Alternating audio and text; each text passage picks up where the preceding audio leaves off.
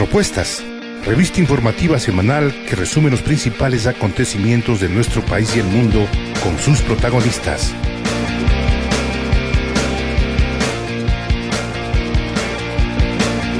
Propuestas con profesionales de la comunicación.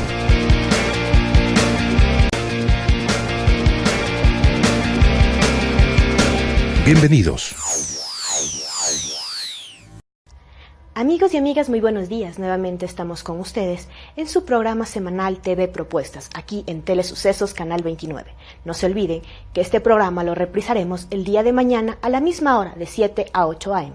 El día de hoy trataremos temas de importancia nacional e internacional como las reformas al Código de Ordenamiento Territorial, los acuerdos comerciales entre Estados Unidos y la Unión Europea, así como también hablaremos sobre la economía popular solidaria. A nuestro programa se unirá también el segmento cultural realizado por la Casa de la Cultura Ecuatoriana Benjamín Carrión, la cual nos acompañará semana a semana con información relevante acerca de la cultura. No se olviden que nos pueden seguir en las redes sociales, en Twitter, @TV Propuestas, en Facebook, Revista Informativa Propuestas, y en YouTube, TV Propuestas. Mi nombre es María Fernanda Velasco y les doy la bienvenida a este programa.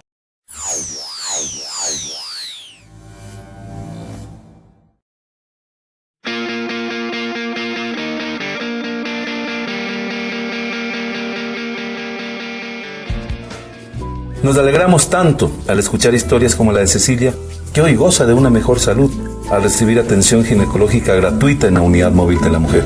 O la de Blanquita, que con una operación de reconstrucción de su oreja mejoró su calidad de vida. Por eso te invito a que descubras estas conmovedoras historias de vida en www.poramorapichincha.com y comparte el orgullo de ser pichinchano. Eficiencia y solidaridad.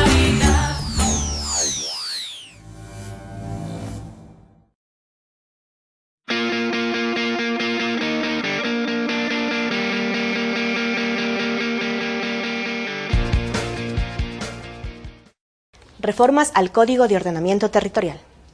El pasado mes de mayo, la Asamblea Nacional Constituyente debatió y propuso medidas para que el Código de Ordenamiento Territorial, con el objetivo de darle normas a los gobiernos locales, para que puedan actuar en beneficio de los ciudadanos y para que puedan cumplir sus competencias.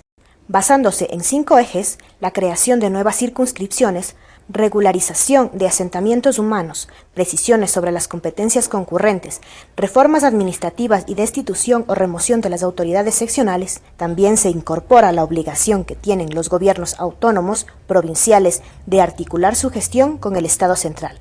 La reforma fue propuesta por la Asociación de Municipalidades del Ecuador, AME. Para hablar sobre este tema tendremos como invitado al doctor José Bolívar Castillo. Te doy paso a ti, René. Es interesante con usted compartir estos temas, doctor Castillo, toda vez que tiene una gran experiencia y una gran trayectoria en el ámbito político, exalcalde de la ciudad de Loja, igualmente ha estado vinculado con algunas organizaciones políticas del país, pero en los últimos tiempos está representando a una organización más de carácter local, el Movimiento Acción Regional de la Equidad.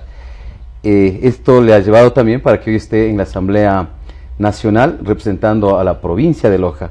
Y hay un aspecto fundamental, y usted siempre ha estado vinculado sobre todo con el ámbito de la gestión local, en el ámbito de los municipios, en el ámbito de los gobiernos locales a nivel de juntas parroquiales, como también a nivel de los gobiernos provinciales. Y por supuesto ha sido un gestor de una serie de aportes que han sido incorporadas inclusive en algunos cuerpos legales, en algunos instrumentos jurídicos, pero también han desarrollado una serie de experiencias interesantes. También esas experiencias han sido recogidas por algunos ediles, algunos alcaldes, en especial cuando se trata del ámbito de la recolección de la basura, cómo manejarlo, cómo tratar los desechos, y ha sido una gran experiencia que usted ha desarrollado y ha sido reconocido no solo a nivel local o a nivel nacional, también ha estado en otras esferas a nivel internacional. Pero hoy nos convoca un tema sumamente importante: las reformas al Código Orgánico de Organización Territorial, Autonomía y Descentralización. Y usted es un apasionado sobre todo el ámbito de la descentralización, ¿no? Al famoso COTAC. El famoso COTAC. Bueno, primero empecemos haciendo una evaluación realmente. ¿Se ha logrado, dirían los economistas, internalizar el tema del COTAC en la gestión de los gobiernos locales? Vea, lo grave del asunto es que yo noto que el tema de la descentralización, como todo tema de equidad, es un navegar contracorriente.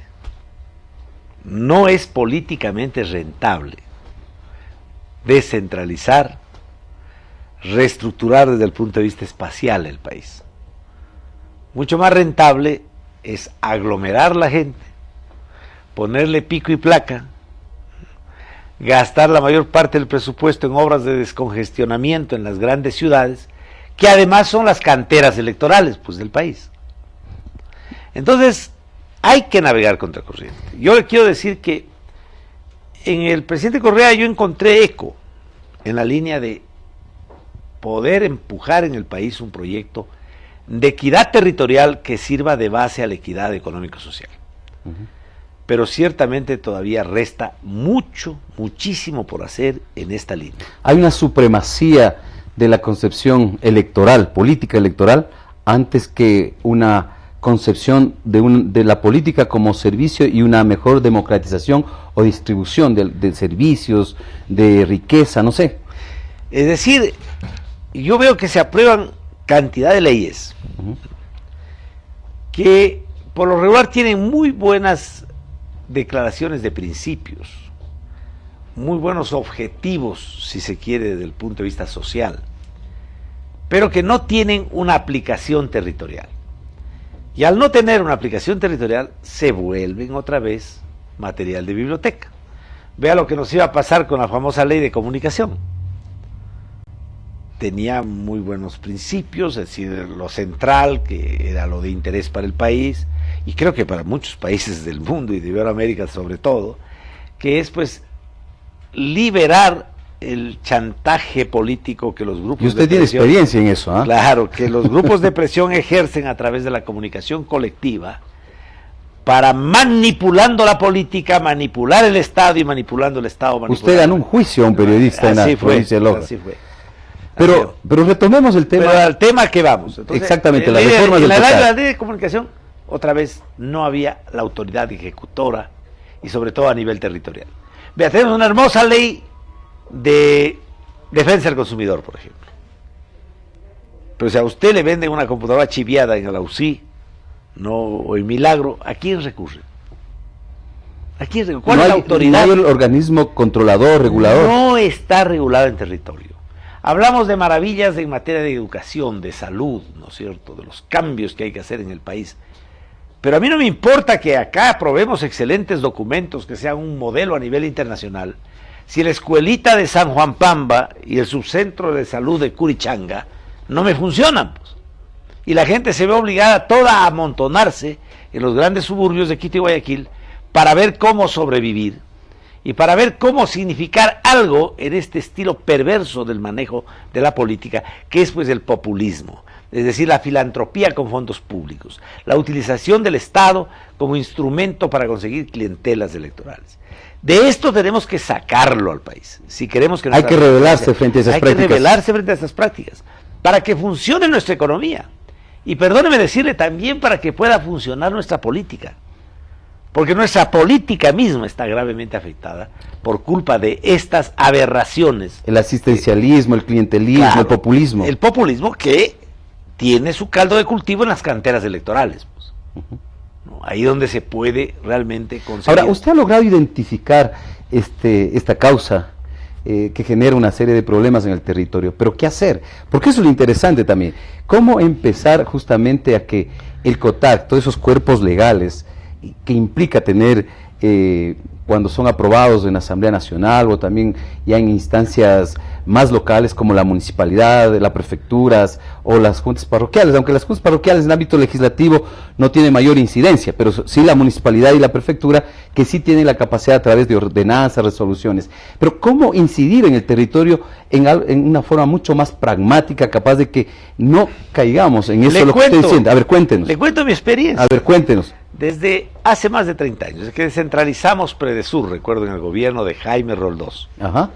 Yo he venido lucha constantemente por este axioma que para mí es ya es un axioma político, de que no hay equidad económico-social si no hay antes equidad territorial. Se avanzó algo. Yo debo reconocer que hemos avanzado algo. Cuando regreso a ver para atrás, me doy cuenta que no es cierto que no hemos caminado, hemos avanzado. pero no lo suficiente. Entonces yo tenía una ilusión. Yo dije, con esto de la Asamblea Constituyente, ¿verdad? De plenos poderes, con el Borri va de nuevo que se iba a producir, con el primer día de la creación, íbamos pues a tener una estructura por fin de equidad territorial en el país. Pero ¿cuál fue mi sorpresa? En el propio documento para institucionalizar la Asamblea Constituyente de Montecristi, que fue el estatuto de la Asamblea, ¿no? Que lo entregaron, me recuerdo, en el Hotel Dan Carton, y ahí el centralismo se hizo presente. Y otra vez, elección en plancha, fórmula de Hunt, y lo que es peor, otra vez esa figura perversa que tenemos en el país, de asambleístas nacionales y provinciales. Como si los provinciales no fuésemos nacionales. Pero a la hora de votar, los provinciales tienen... Ya, pero, perdóneme, no hay parlamento en el mundo que tenga esta figura. En Estados Unidos, por ejemplo, nadie se le ha ocurrido decir que hagamos senadores federales. Los senadores son de los estados, ¿no? De cada estado, y forman parte de un cuerpo deliberativo de carácter nacional.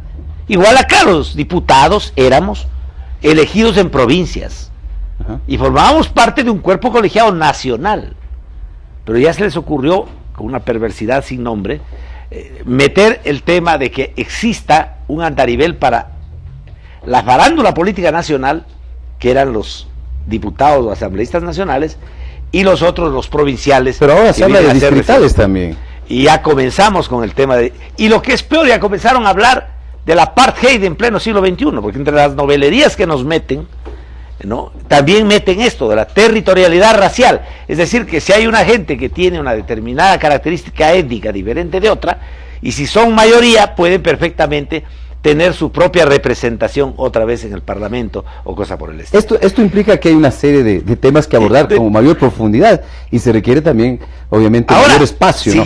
Pero siguiendo el tema, el hilo conductor de este diálogo, de esta conversación con usted, estas últimas propuestas de reforma al COTAJ, ¿qué es lo que pasó? Vea, entonces, ya siendo así que la propia Asamblea Constituyente de Montecristi tuvo ya no 12 asambleístas nacionales, como había antes, que nos tocó. ¿Cuánto nos costó suprimir esa barbaridad?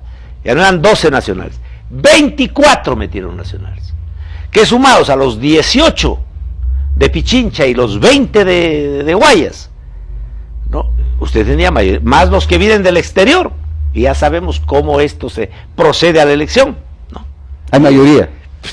Absoluta, para que nada de lo que se haya podido resolver en Montecristi, con la representación nacional de dos provincias, más de los representantes de los migrantes, de aquellas personas, ciudadanos, era mayoría absoluta. Pero y entonces, mire, esa es una inequidad. Absoluta, es una inequidad terrible, que tiene unos efectos. ¿Cómo solventar eso? Bueno, vea, yo le digo la verdad, yo percibí y percibo en la actitud del presidente Correa y de mucha de la gente del gobierno, que tienen una actitud favorable a la equidad, a buscar que haya equidad territorial como base de la equidad económico-social. Pero plasmar esto no es fácil. Ya desde el propio estatuto de la Asamblea sucedió lo que sucedió, y en la Asamblea de Montecristi, yo recuerdo con cuánto entusiasmo alguna vez consideramos, ya están creadas las regiones para generar la equidad territorial. Y el artículo 242 de la Constitución dice, hay regiones, ¿no?, las regiones horizontales, para romperle el espinazo a esta dicotomía del poncho, la guayabera y las plumas, ¿verdad?, con la que mantienen el centralismo.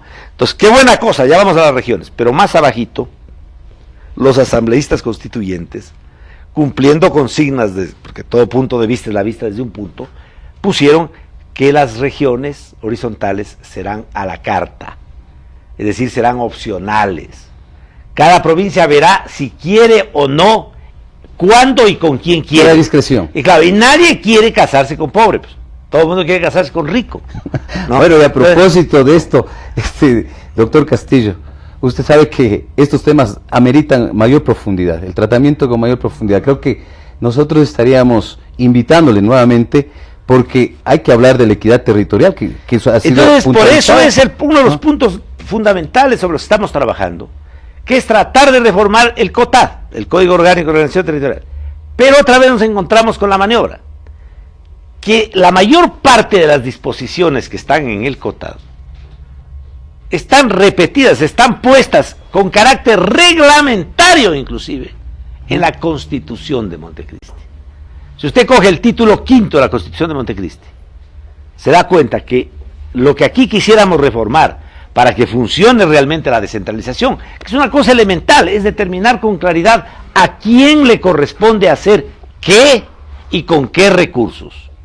Porque si eso no lo tenemos claro, lo que tenemos permanentemente es las campañas publicitarias millonarias con la foto de los filántropos, que son los funcionarios, que aparecen entregando las dádivas al pueblo, y entonces todo es centralismo. Los mismos cartelones, recordará usted de antaño, otra obra de León, ahora ya no puede ser de León, son de otros, y usted ve que gol del alcalde de Guamote, tiro de esquina del prefecto de Santa Elena. No, ¿cómo puede ser posible esto? Bueno, pero para abordar esto le vamos a invitar en otra oportunidad. Queremos agradecerle al doctor José Bolívar Castillo, asambleísta por la provincia de Loja, exalcalde de la ciudad de Loja también, quien nos ha estado acompañando para hablar sobre algunos temas de fondo que tienen que ver con el COTAG, igualmente con la Asamblea de Montecristi, donde realmente se elaboró y se construyó la nueva Constitución de la República, que fue aprobada en el 2008. Queremos agradecerles, y María Fernanda, para ti el paso.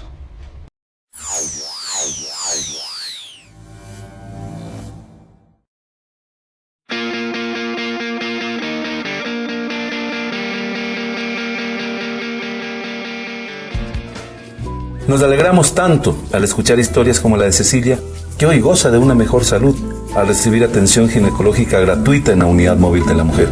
O la de Blanquita, que con una operación de reconstrucción de su oreja mejoró su calidad de vida. Por eso te invito a que descubras estas conmovedoras historias de vida en www.poramorapichincha.com y comparte el orgullo de ser pichinchano. Eficiencia y solidaridad.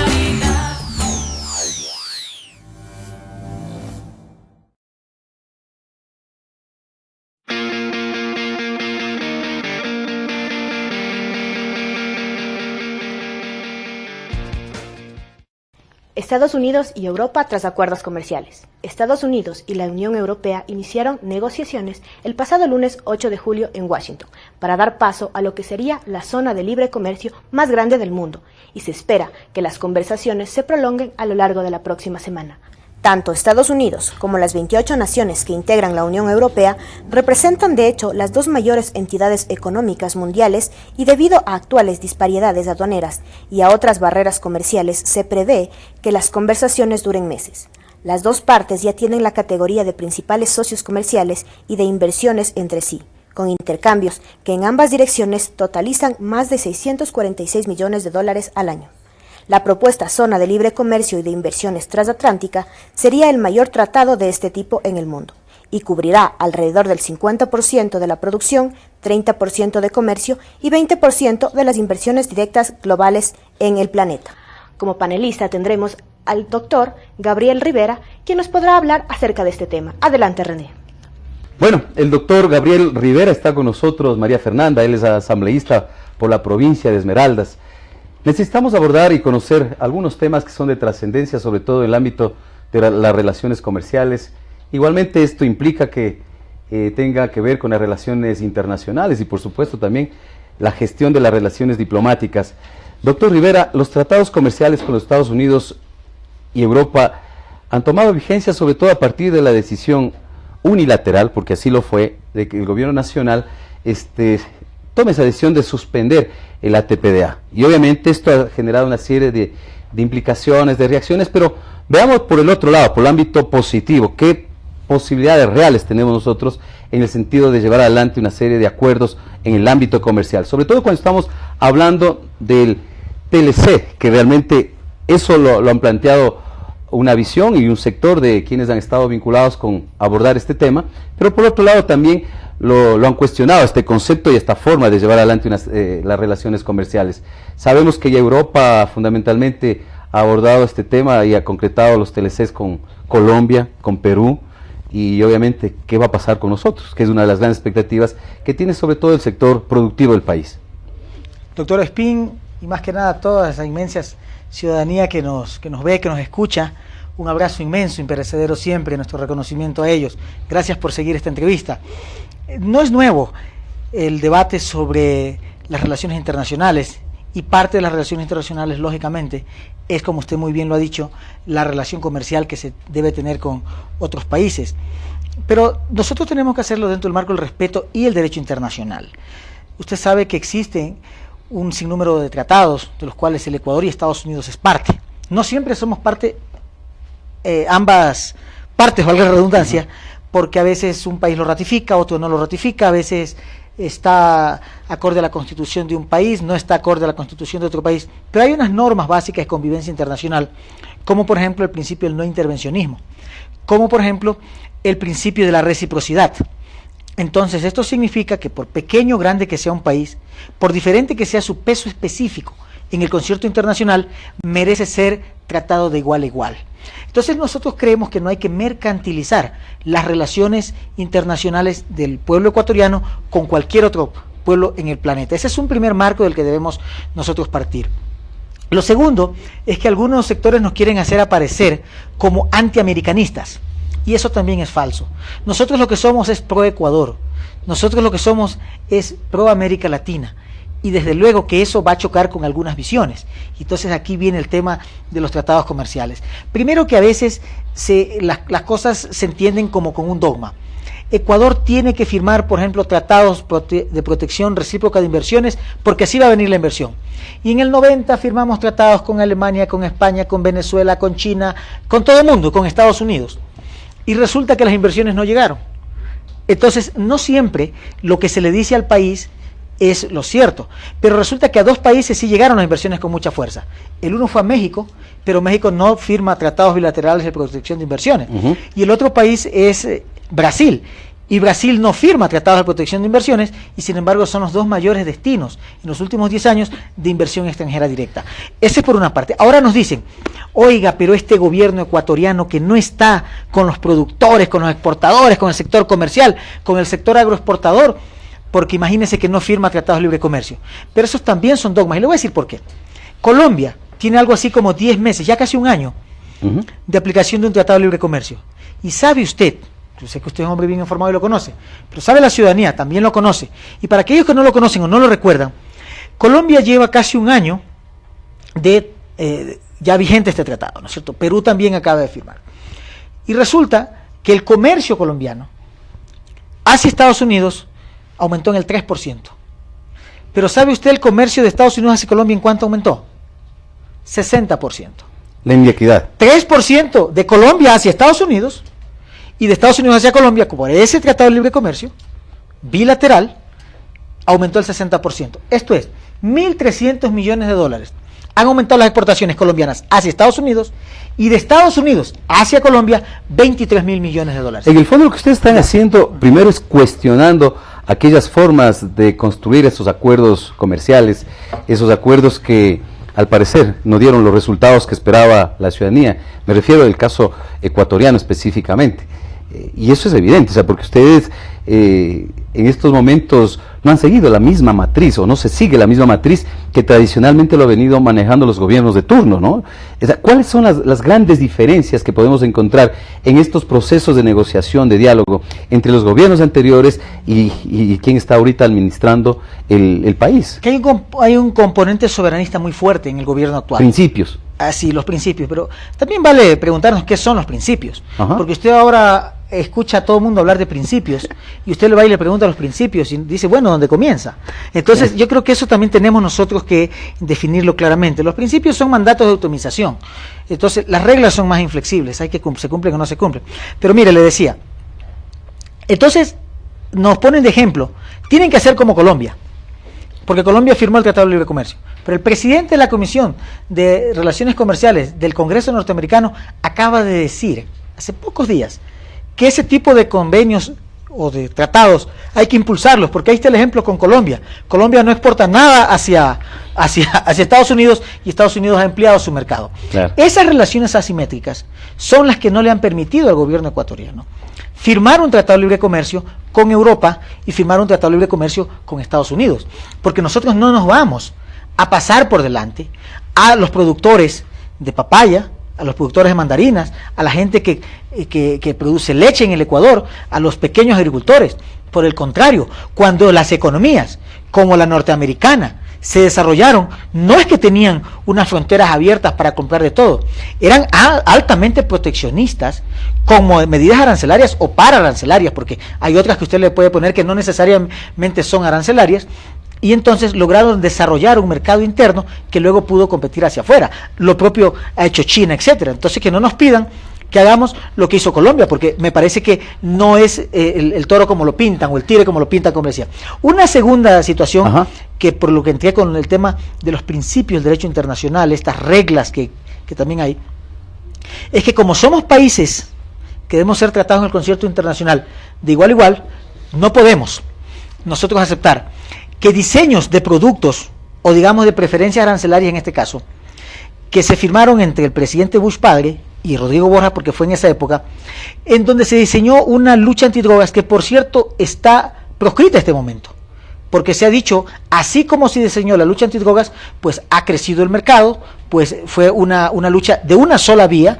Estados Unidos impuso su visión, y finalmente es una lucha que fracasó. Pero las preferencias arancelarias se crearon en ese contexto. Y para la región andina, ¿no? Para la región andina. Esto es Bolivia, Ecuador, Perú y Colombia. Que ya no están. Entonces se le entregaron preferencias arancelarias para que se impulsen ciertos sectores de la producción, cosa que no caigan en la tentación de sembrar marihuana, sembrar plantas de coca, etcétera. ¿Qué pasó? Primero, esta forma, este diseño de esa lucha es un fracaso absoluto, porque no se combatió el mercado en Estados Unidos. Solamente se quería eliminar la droga en origen, los productores, desde luego. Ese es un primer fracaso, porque no fue una lucha de doble vía. Nos impusieron unas prioridades que no eran las prioridades latinoamericanas. Por ejemplo, convertir la planta maldita de la coca para los bolivianos, y usted a 4.500 metros sobre el nivel del mar, ¿cómo vive sin mascar coca? Entonces son cosas que no tomaron en cuenta, las particularidades. Y esas diferencias que hacen, pero desde luego que tenían que ser tomadas en cuenta. Hay un tema pero yo quiero solo concluir la idea. Entonces, si no se tomaron en cuenta las particularidades, el efecto que iba a tener, o el producto, era realmente el fracaso. Un fracaso estruendoso, que hoy nadie lo puede esconder. Entonces se crearon las preferencias arancelarias. Perú firma un tratado de libre comercio, Colombia firma un tratado de libre comercio, le dicen a Bolivia, si usted no se porta bien, se las quitamos. Era el 1% del comercio boliviano, y ahora solamente queda para Ecuador. Entonces, el tratado, estas preferencias arancelarias, que por cierto no las da el gobierno estadounidense, sino que las da el Parlamento, que es el que tiene que aprobarlas. Entonces, desde ese lado, sí, claro, es ley. Ajá. Entonces, desde ese lado estaban prácticamente acabadas. Pero no solamente hay preferencias arancelarias, también hay el sistema general de preferencias, que se sigue intacto. Entonces, ¿cuánto es lo que los productores ecuatorianos obtienen como ganancias preferentes por efecto de estas exportaciones? Más o menos, en el tema de preferencias arancelarias, son 23 millones de dólares. Y aquí viene el tema al que yo quería llegar. Por esos 23 millones de dólares, o podían ser 1.000 millones de dólares, se ha tratado de someter al Estado ecuatoriano al vaivén de la política y los intereses extrarregionales, que no son nuestros. Y eso sí es grave, porque entonces se están llevando por delante todos los principios de la buena convivencia que recoge el derecho internacional. Y no estamos dispuestos a tolerar eso. Y por eso, en un acto soberano, en un acto absolutamente positivo, el presidente de la República dice: señores, si no me quieren dar las preferencias arancelarias, pues no me las den, pero no lo utilicen como una herramienta de chantaje. Porque aquí aparece como que solamente Ecuador es el que gana con las preferencias. Y eso es falso, porque también ganan los consumidores americanos, desde luego. ¿O acaso Estados Unidos no gana también con todo el talento humano que va allá a trabajar y a convertir más grandes en países? ¿Cómo estas relaciones asimétricas pueden ser explicadas? Porque hay algunos sectores, obviamente, de productores, de gente que está vinculado con el ámbito del comercio, con el ámbito de las exportaciones, que no le han visto como ustedes lo están explicando en este momento, o sea, que lo han visto de otra manera, desde otra perspectiva. ¿Por qué? ¿Cómo hacer que estas relaciones asimétricas sean entendidas justamente que no son las mejores para el Ecuador, que no son las mejores para el comercio ecuatoriano, inclusive donde está en juego la autodeterminación como país, está en juego la soberanía, el tema de la autonomía? ¿Cómo? ¿Hay acaso mecanismos? Porque sí se ha escuchado algunas críticas fundamentalmente de algunos sectores que lo puntualizan y le dicen que en definitiva quedan afectadas las relaciones. Bueno, lo que pasa es que nosotros no podemos mercantilizar esas relaciones, Porque las relaciones con estados amigos, porque Estados Unidos no es un estado, no es un pueblo enemigo, es un pueblo que tiene cientos de miles de ecuatorianos allá, es un país que tiene miles de ecuatorianos allá. Vienen norteamericanos a visitar nuestras Islas Galápagos, nuestras playas, muchos se quedan viviendo acá, se casan, hacen sus empresas, etcétera. Vienen de profesores, van de aquí también. O sea, no es que las relaciones tienen que entorpecerse. Yo creo que tenemos que profundizarlas, porque no somos, como le digo, antiamericanistas. Lo que somos es pro Ecuador. Y claro que cuando se quiere pasar por encima de un país, por pequeño que sea, vamos a poner el grito en el cielo, es así. Pero claro, efectivamente, ese es un tema importante el que usted ha planteado en relación a cuáles son las medidas que se pueden hacer para compensar esta Exactamente. falta. Yo creo que lo primero es que una vez que a nosotros nos acepten como somos, yo creo que no tiene por qué resentirse las relaciones. O sea, no podemos nosotros venir aquí a aceptar que se nos dicten las leyes, que se diga a quién se ponga el ministro de Finanzas, a quién se pone o a qué compañía se le entregan los contratos petroleros. Esa época ya pasó. Si es que en eso consisten la profundización de las relaciones, pues mejor no tengamos relaciones. Así de claro. Pero si es que esas relaciones consisten en una cooperación y un respeto mutuo. En un respeto mutuo, ¿por qué no profundizarlas? Como al pueblo norteamericano le gusta. Porque este no es un problema con el pueblo norteamericano. Este es un problema con ciertas corporaciones que se han tomado el poder en Estados Unidos, que es otra cosa. Porque ahí me parece que ya ni manda Obama. Ahí mandan determinadas corporaciones. Corporaciones que tienen que ver con la seguridad, con el petróleo, con la energía, etcétera. Bueno, pero ese es un tema de ellos. Ya. Entonces es una cosa. Pero también una salida es el diversificar los mercados. Nosotros tenemos, por ejemplo, que se ha triplicado durante estos últimos años el comercio sur-sur. Esto es el comercio con Argentina, con Perú, con Venezuela, con Brasil, con Chile, que son mercados efectivamente que existen. También tenemos que abrir mercados en aquellos países que, como China, por ejemplo, crecen en una forma impresionante y que necesitan de nuestros recursos, nuestros materiales. Y ahí también otra vez viene el dogma. ¿Cómo es posible que ustedes traten con los chinos? ¿Por qué ustedes no siguen tratando con los gringos? Y entonces hay que preguntarle a los gringos, ¿y entonces por qué los gringos le deben tanto a China? Entonces son cosas, entonces son dogmas, como entonces el uno es chino y como tenemos un complejo ahí. Dicen que las negociaciones a veces con los chinos no son las mejores. ¿Será así?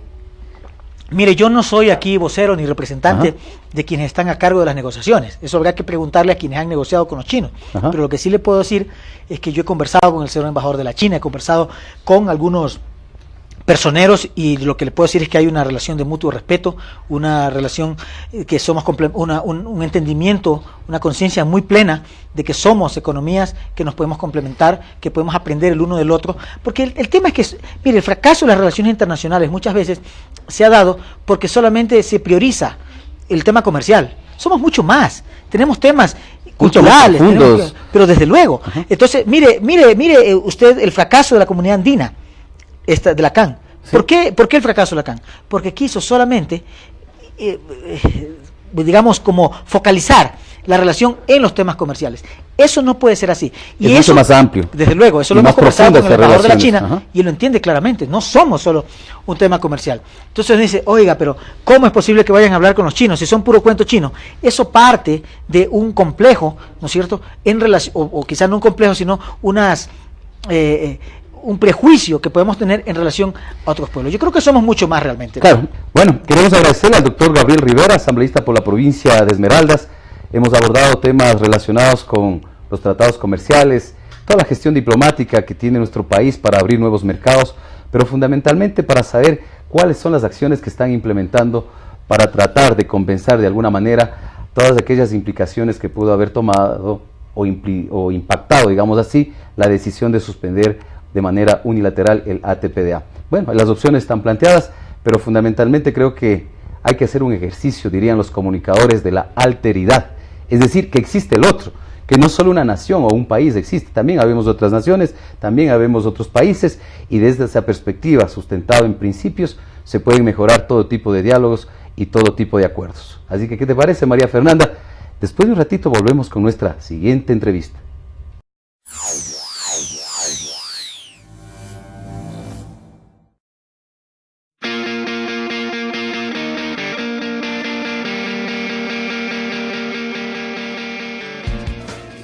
Nos alegramos tanto al escuchar historias como la de Cecilia, que hoy goza de una mejor salud al recibir atención ginecológica gratuita en la Unidad Móvil de la Mujer. O la de Blanquita, que con una operación de reconstrucción de su oreja mejoró su calidad de vida. Por eso te invito a que descubras estas conmovedoras historias de vida en www.poramorapichincha.com y comparte el orgullo de ser pichinchano. Con eficiencia y solidaridad.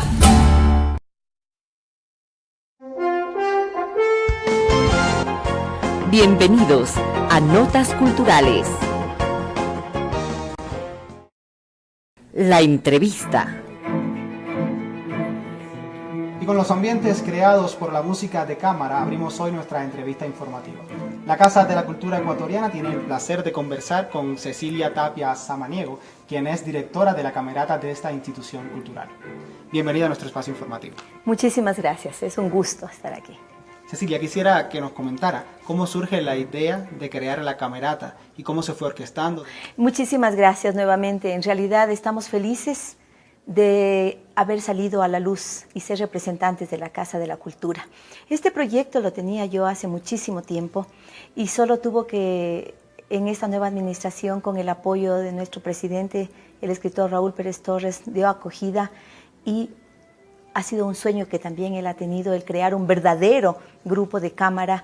En este caso, la camerata de la Casa de la Cultura es una realidad. Son músicos profesionales con muchísima preparación y con experiencia tanto a nivel nacional como internacional. En el violín, por ejemplo, tenemos a Victoria Robalino, una violinista con un sonido exquisito, una musicalidad innata, que ahora está perteneciendo a la camerata.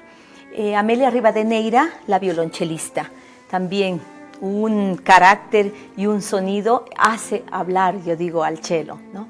En la flauta está Yamil Erazo, también un músico lojano, digo con orgullo, puesto que yo también soy lojana, así que un flautista de primeros quilates.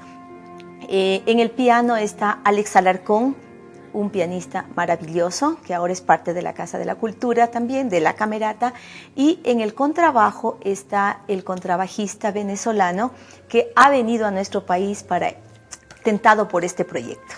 Él dijo, me interesa este proyecto, si fuera posible yo me quedo aquí, así que ahora lo tenemos entre nosotros, lo hace también hablar al contrabajo. ¿Y quién les habla?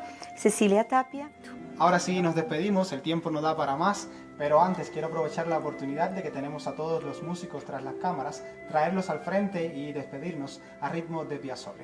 Ya sé que es posible, lo hacemos entonces con la buena música de la camerata de la Casa de la Cultura Ecuatoriana.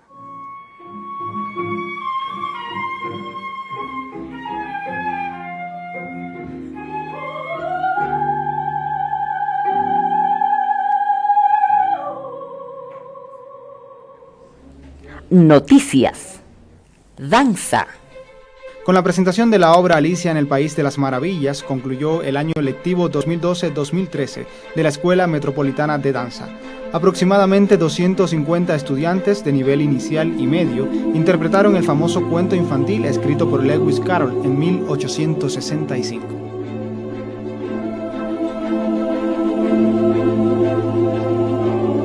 Los estudiantes desarrollarán su formación en varios niveles que van desde el pre-ballet, ballet y diagonales y piruetas. Música. La Casa de la Cultura Ecuatoriana presentó el tercer concierto del Festival Miércoles Corales en el Teatro Prometeo. La iniciativa busca integrar a los coros del país y formar nuevos públicos. Lo que queremos es compartir entre todos los coros, que haya un ambiente de camaradería, justamente de eso, de solidaridad, que es lo que es el canto coral, la forma de socializar el arte. Un pueblo que canta es un pueblo feliz, ¿no? Entonces, además porque el canto es una expresión connatural al ser humano. Todos los seres humanos deberíamos cantar. De hecho, lo hacemos, aunque sea a escondidas, ¿no? La participación de los coros de la Casa de la Cultura y la Fundación Ecuatoriana de Canto Coral, junto con el coro de la Asociación de Artistas Profesionales de Pichincha, como invitados especiales, dan cuenta del trabajo permanente que se realiza en materia de canto coral en el país. Para nosotros esta presentación es sumamente importante, dado que es la primera que cantamos aquí en la Casa de la Cultura Ecuatoriana, y obviamente estamos muy entusiasmados, preparados. Canciones famosas como el bolero mexicano Bésame Mucho, de Consuelo Velázquez, y La Bomba, Mi Lindo Carpuela, del músico embabureño Milton Tadeo, mostraron al público la calidad de los intérpretes. Realmente valioso que se den estos espacios porque es hora que se lleguen a apreciar la música coral. El Festival Miércoles Corales se presentará en el Teatro Prometeo de la Casa de la Cultura Ecuatoriana, 2 veces por mes hasta diciembre. Esto fue Notas Culturales.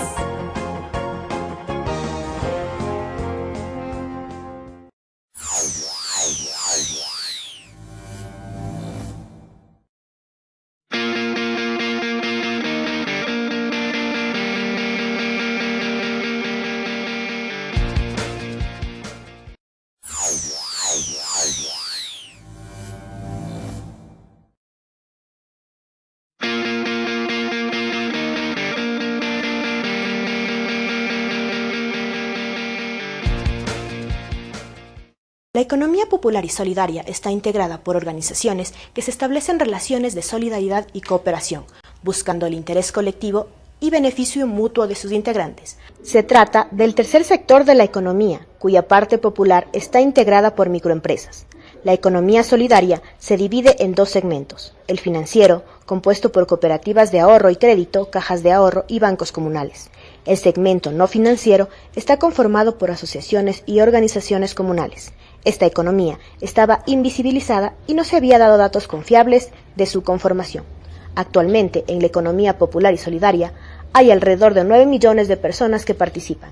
Estas organizaciones no solo generan empleo, sino que también contribuyen a captar ahorro y a otorgar créditos y aportar a la producción nacional, que redistribuye el ingreso y la riqueza del país. Para hablar sobre este tema, tenemos al doctor Edwin Miño. Adelante, René, contigo la entrevista. Bueno, ahora con el doctor Edwin Miño, quien es secretario de Apoyo a la Producción de Desarrollo Económico del Gobierno de la provincia de Pichincha. Doctor Miño, en realidad para nosotros es importante conocer las actividades, los proyectos que están desarrollando en la provincia, sobre todo en el ámbito de la economía popular y solidaria, toda vez que esto ha generado una serie de acciones e implicaciones que tienen que ver sobre todo con el bienestar de la población, que tienen que ver con la soberanía alimentaria, que tienen que ver con el ámbito de la producción, que tiene que ver con el ámbito de cómo se manejan los recursos hídricos y sobre todo el ámbito de la cultura. Desde esta perspectiva, ¿cuáles son los grandes proyectos que están impulsando ustedes y sobre todo dónde son los ámbitos de intervención? Buenos días. Gracias René.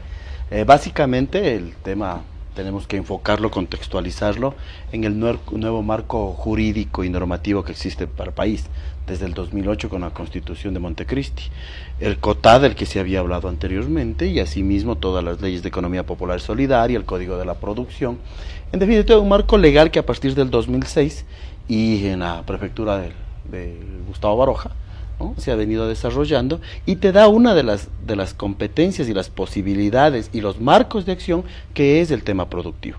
En este marco hemos construido en el gobierno de Pichincha una estructura mínima que tiene que ver con una parte que trabaja el tema de pequeñas y medianas empresas y gremios, el otro tema que tiene que ver con investigación e innovación y tecnología, y la otra estructura que es a la que te referías, que es el área de economía popular y solidaria. En Pichincha estamos discutiendo sobre economía popular y solidaria desde el año 2003. Ajá. Ya veníamos trabajando temas básicamente más allá de cuando inicia este proceso del gobierno de Revolución Ciudadana, en donde con el presidente Correa se comienza a estructurar y reconocer. Lo primero que hubo que hacer es hacerles reconocer a la gente que había otro tipo de economía, que estaba subsumida a la economía privada. Me refiero, antes hablábamos generalmente de 2 tipos de economía: la economía pública, que estaban las empresas públicas del sector público, y la economía privada, y a la economía comunitaria, la economía popular, la economía solidaria, le poníamos como uno de los componentes de la economía privada. Hoy, a partir de estos procesos, lo que tenemos son el reconocimiento puro. ¿Qué básicamente trata el tema de la economía popular? Exactamente, averigüemos eso en términos un poquito conceptuales, digamos así, para que la ciudadanía conozca que no son acciones aisladas, sino que responden a ciertos conceptos, a ciertas ideas. Claro. A ver, el tema conceptualmente es una economía que se basa en el trabajo. en el esfuerzo, en la solidaridad. Todos nos diríamos que las otras también se basan, pero en referentes económicos tú tienes dos elementos distintivos. El uno es el valor de uso y el otro es el valor de cambio. El valor de uso es la determinante que tú puedes ponerle a qué uso le vas a dar a la mercadería, al trabajo que ocurre. Y el valor de cambio es el precio en el que le fijas. La economía capitalista está basada mucho en el valor de uso, en el valor de cambio. Es decir, lo importante es obtener utilidades, ganancias. Aquí lo que tenemos es, la economía popular y solidaria reconoce el valor del trabajo, la solidaridad, la asociatividad, ¿no?, para trabajar y para acceder a las mejoras, al crédito, por ejemplo, y a la comercialización. Ahora, esto nos lleva a crear algunas instituciones, sobre todo, o institucionalidad también, o sea, y a partir de eso, obviamente, ver cómo se puede generar y cómo se puede tener proyectos que tengan gran impacto.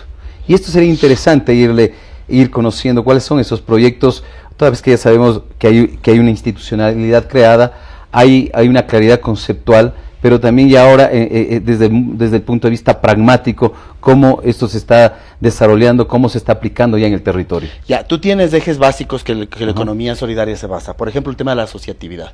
Crear asociaciones, crear organizaciones. En el tema del crédito, por ejemplo, el tema del combatir el agiotismo, el chulquero.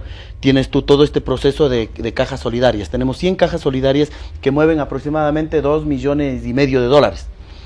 Ya con créditos, con financiamientos autosustentables. Tienes en el tema de la asistencia técnica, por ejemplo, ¿no? Todo un programa de clínicas veterinarias, de sistemas de frío para la leche. En definitiva, tienes muchísimos aportes en el seguimiento al proyecto que le das a la comunidad, al grupo organizado. Pero un eje transversal es, suponte, la agroecología. ¿Ya? La economía popular y solidaria es sumamente respetuosa del ambiente y de la naturaleza. Entonces tenemos una fábrica que se ha montado con el Magaba ya en Pedro Vicente Maldonado, de inversión de $1,5 millones. Creo que hay 4 en el país que se están construyendo, precisamente el de Pichincha está terminada y en producción, porque la agroecología es un proceso en el que le estamos dando al campesino y al trabajador de la tierra, le estamos dando los insumos y los instrumentos para ir sacando los químicos y devolverle a la tierra lo que le hacemos explotarle. Eso mejora muchísimo la calidad de la producción, y aquí tenemos que dar un concepto que no funciona para la lógica económica capitalista. Esto de que los químicos y que la producción agroecológica, por ende, ¿no?, le hacen a la producción orgánica más cara, es falso. Te puedo decir que hay ejemplos en Cayambe en donde hay producción dedicada a la exportación, como es las flores, uno de los elementos más importantes del comercio exterior, que son agroecológicas. Temas y que rentables. Y que son rentables, por supuesto, nadie puede exportar si no es rentable. Pero fíjate tú que la agroecología es un proceso que se está dando. Claro, lo que pasa es que hay mucha gente que cuando se trata de invertir un poco más, piensan que se pierde la capacidad, la rentabilidad. Son prejuicios.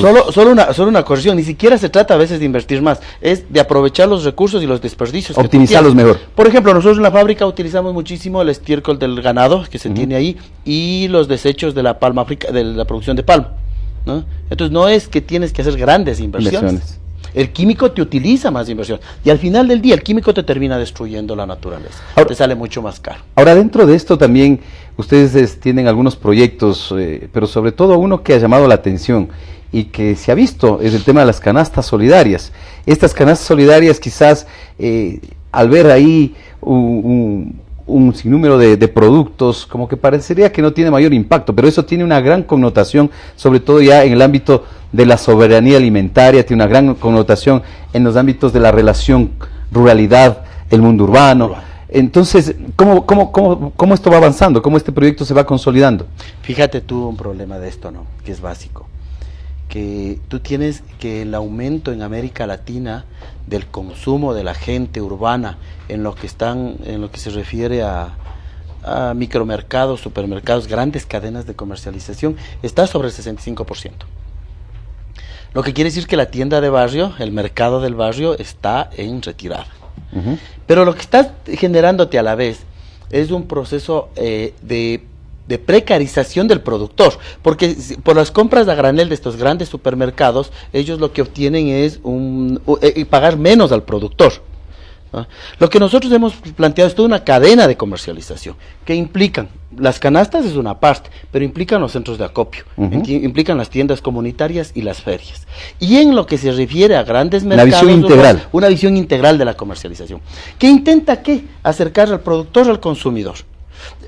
Aquí hay, porque es una herejía pensar que tú vas a terminar la cadena de intermediación. Y la cadena de intermediación es necesaria, porque no necesariamente todo productor es un buen vendedor. No necesariamente, ¿sí? Eso nos pasa mucho. Eso nos pasa mucho. Podemos ser buenos produciendo papas y no vendiéndolas las papas. Como decía alguien, me decía el otro día, vos no vendes una gaseosa en el desierto, hermano. ¿No? Entonces, aquí la idea más o menos es de que es necesaria una cadena de distribución y de comercialización, pero mínima, pero hay que reducirla. Y los costos no pueden ser trasladados al consumidor y no reconocidos al productor.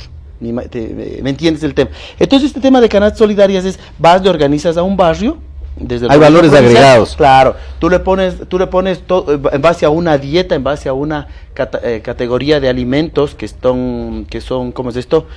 Trabajados por dietistas y nutricionistas, eso los reúnes, ellos trabajan en un lugar concentrado e higiénicamente trabajado y luego es distribuido. Qué bien, o sea, en realidad hablar de economía popular y solidaria significa hablar en términos reales y concretos del territorio, pero sobre todo de las relaciones productivas, de las relaciones culturales entre el ámbito rural y el ámbito urbano, fundamentalmente.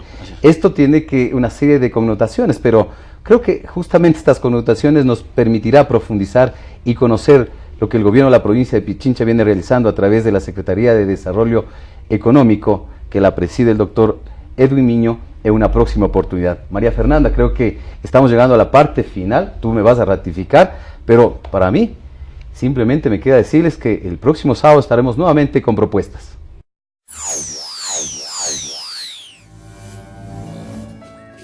Nos alegramos tanto al escuchar historias como la de Cecilia, que hoy goza de una mejor salud al recibir atención ginecológica gratuita en la unidad móvil de la mujer.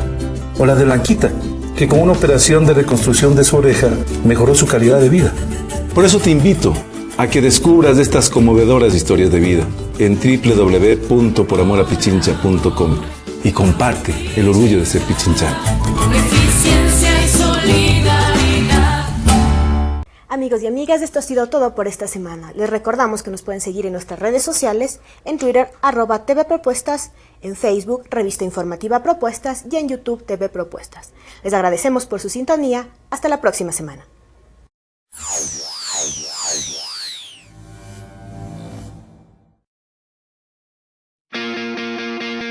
Propuestas, revista informativa semanal que resume los principales acontecimientos de nuestro país y el mundo con sus protagonistas.